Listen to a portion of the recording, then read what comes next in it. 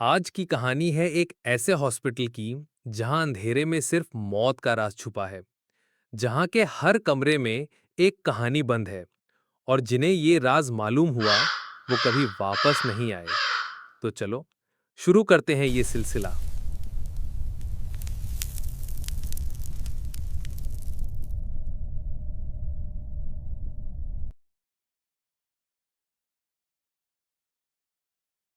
Singapore के पुराने हिस्से में समुद्र के किनारे से ज्यादा दूर नहीं एक इमारत खड़ी है। आज वो इमारत टूटी फूटी है। दीवारों पर काले धब्बे हैं। खिड़कियों में शीशे नहीं बचे। चारों तरफ जंगली घास उगाई है। लोग इसे कहते हैं ओल्ड चांगी हॉस्पिटल। शुरुआत का दौर सन 1935 के आसपास ब्रिटिश सेना ने इस हॉस्पिटल का निर्माण करवाया। ये जगह उनके सैनिकों और उनके परिवार के इलाज के लिए बनाई गई थी। उस समय ये हॉस्पिटल समुद्र की ठंडी हवा में लिपटी रहती थी। चारों ओर हरियाली थी। अंदर सफेद दीवारें, साफ सुथरे बेड, डॉक्टर और नर्सों की भागदौड़। यहां आने वाला हर मरीज उम्मीद लेकर आता था। कोई बच्चा हो, कोई बूढ़ा, कोई घायल सैनिक, हर किसी को लगता था कि यहां उसका इलाज होगा और वो ठीक होकर जाएगा।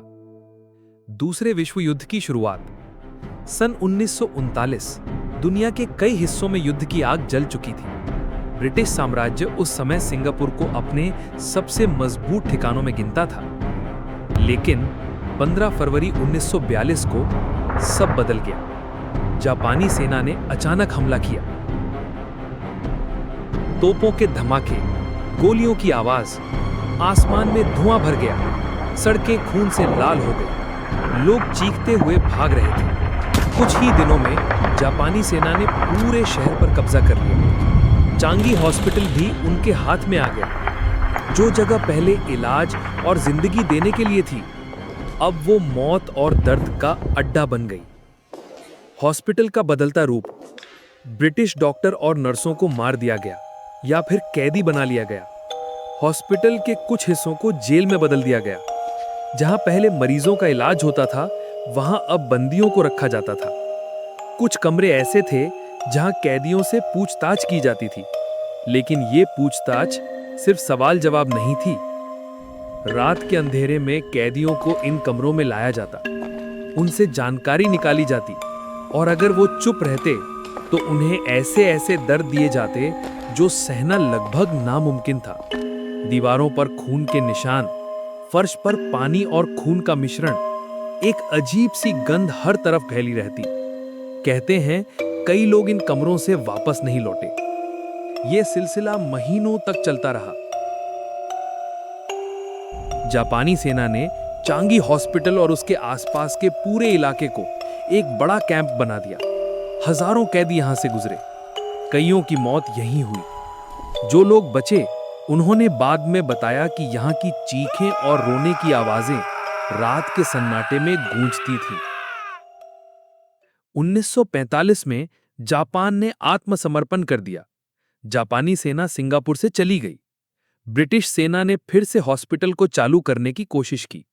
उन्होंने दीवारें पेंट कराईं, नए बेड लगाए, फर्नीचर बदला। लेकिन कुछ बदल चुका था। लोग कहते थे इस जगह में अब भी वो सब बाकी है जो युद्ध के समय यहां हुआ था। हवा में एक अजीब सा भारीपन रहता। कभी कभी खाली गलियारे में जैसे कोई धीरे धीरे चल रहा हो।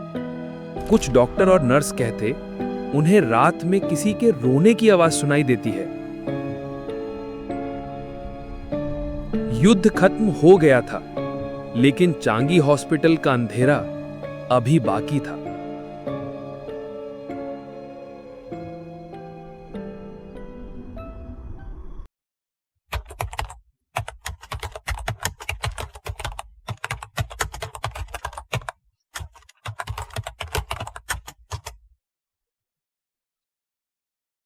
चांगी हॉस्पिटल दिन में भले ही मरीजों और स्टाफ से भरा रहता था, लेकिन रात में यहां का माहौल बिल्कुल बदल जाता था।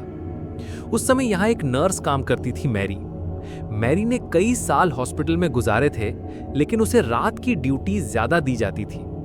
उस रात भी वो वार्ड में अकेली थी। वार्ड बड़ा था, 12-15 बेड लगे थे, लेकिन उस समय सिर्फ 5 मरीज भर्ती थे। बाकी बिस्तर खाली, चादरें तनी हुई, जैसे कोई आने का इंतजार कर रहा हो। घड़ी करीब 2 बजे का समय दिखा रही थी। हवा खिड़की से आ रही थी, ट्यूबलाइट हल्की हल्की झपक रही थी और दूर से किसी पुराने पंखे की घर घर सुनाई दे रही थी। मैरी दवाई की लिस्ट चेक कर रही थी, तभी उसने हल्की सी रोने की आवाज सुनी। पहले लगा कोई मरीज तकलीफ में है, लेकिन आवाज वार्ड के बाहर से आ रही थी। वो आवाज बहुत धीमी थी, जैसे कोई दूर गलियारे में बैठा हो। धीरे धीरे वो पास आने लगी। मैरी ने टॉर्च उठाई, दरवाजा खोला। गलियारा बिल्कुल खाली। दीवारों पर टॉर्च की रोशनी घूम रही थी और फर्श पर उसकी अपनी परछाई हिल रही थी। वो सोच ही रही थी कि शायद ये उसका वहम है। तभी वही रोने की आवाज उसके पीछे से आई। मैरी पलटी।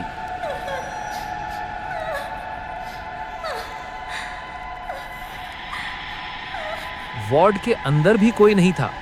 मरीज सो रहे थे, लेकिन आवाज जैसे अभी अभी कान के पास से गुजरी हो।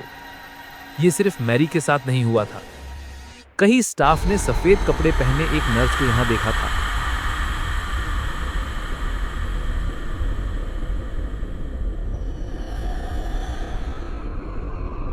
एक डॉक्टर स्टीवन ने बताया कि रात के करीब 3 बजे मैं वार्ड से अपने कमरे जा रहा था। गलियारा लंबा और सुनसान था। दूर से एक नर्स आती दिखी, हाथ में दवाइयों की ट्रे थी। मैंने सोचा शायद नई नाइट ड्यूटी वाली होगी। मैं साइड में हो गया उसे रास्ता देने के लिए। जैसे ही वो पास आई, उसने सिर उठाया और मेरी सांस अटक गई। उसकी आंखें थी ही नहीं, सिर्फ 2 काले गड्ढे, गहरे और खाली। 1 सेकंड के लिए ऐसा लगा कि वो मुझे खींच लेगी। पलक झपकी और वो गायब थी।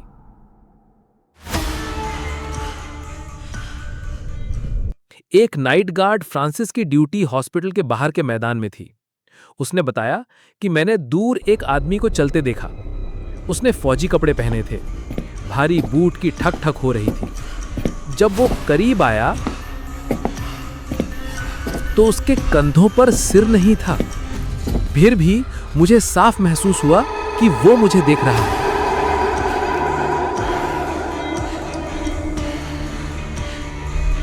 एक मरीज एंड्रू का कहना था कि मैं बेड पर लेटा था, नींद आने ही वाली थी। अचानक किसी ने मेरे कंधे पर हाथ रखा। वो हाथ बर्फ जैसा ठंडा था। पीछे मुड़ा, कोई नहीं था।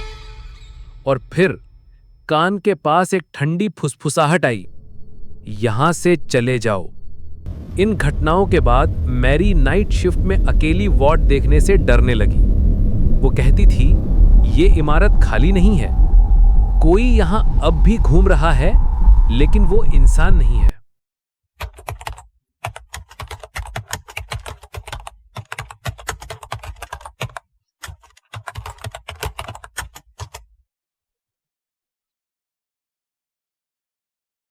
चांगी हॉस्पिटल में ऊपर की मंजिल के कुछ कमरे ऐसे थे जहां कोई जाना नहीं चाहता था।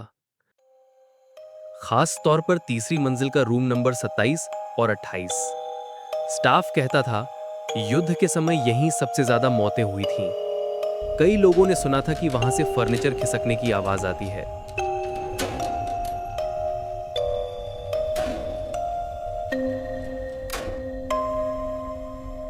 दरवाजे अपने आप बंद हो जाते हैं और कभी-कभी अंदर से किसी के चीखने की आवाज आती है।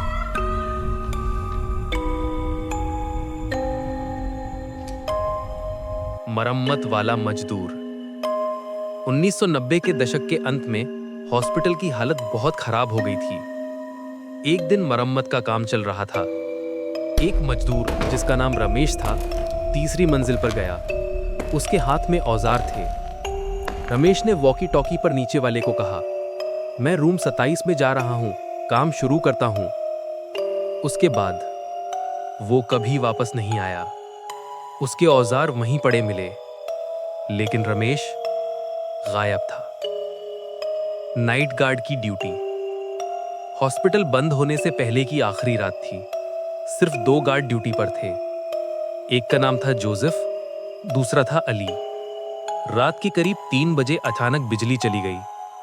हॉस्पिटल अंधेरे में डूब गया। जोसेफ टॉर्च लेकर जनरेटर रूम देखने चला गया। अली बाहर मुख्य गेट के पास खड़ा था। अली को गलियारे से बूट की ठक ठक सुनाई दी। उसने सोचा जोसेफ वापस आ रहा होगा, लेकिन जैसे जैसे आवाज पास आई उसे एहसास हुआ कि ये बूटों की आवाज एक से ज्यादा लोगों की है। अली ने टॉर्च उठाई और गलियारे में रोशनी डाली। उसने जो देखा उसका खून जम गया। वो सब एक साथ गलियारे में 4-5 परछाइयां चल रही थीं। कुछ सफेद कपड़ों में नर्सें थीं, उनमें से एक के चेहरे पर आंखें नहीं थीं।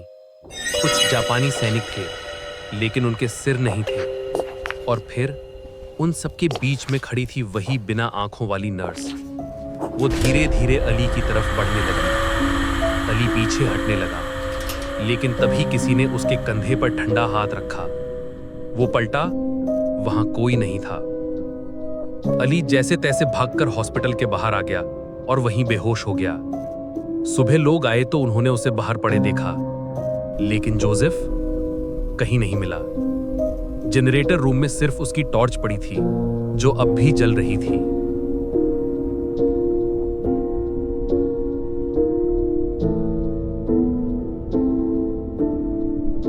उस रात के बाद हॉस्पिटल को हमेशा के लिए बंद कर दिया गया। लेकिन आसपास के लोग कहते हैं, अगर आप रात में चांगी हॉस्पिटल के पास खड़े हों, तो अंदर से आज भी चीखने और रोने की आवाजें आती हैं। कभी कोई नर्स खिड़की से देखती है, कभी बिना सिर वाले सैनिक गलियारे में चलते हैं। और अगर किसी ने आपके कंधे पर ठंडा हाथ रख दिया, तो पीछे मत मुड़ना। तो दोस्तों, कैसी लगी आपको ये खौफनाक कहानी? अगर सच में रोंगटे खड़े हो गए हों, तो वीडियो को लाइक जरूर करें और ऐसे ही डरावनी सच्ची कहानियों के लिए स्पूकी डेथ डायरीज को सब्सक्राइब करना ना भूलें, क्योंकि अगली कहानी आपकी नींदें उड़ा सकती है।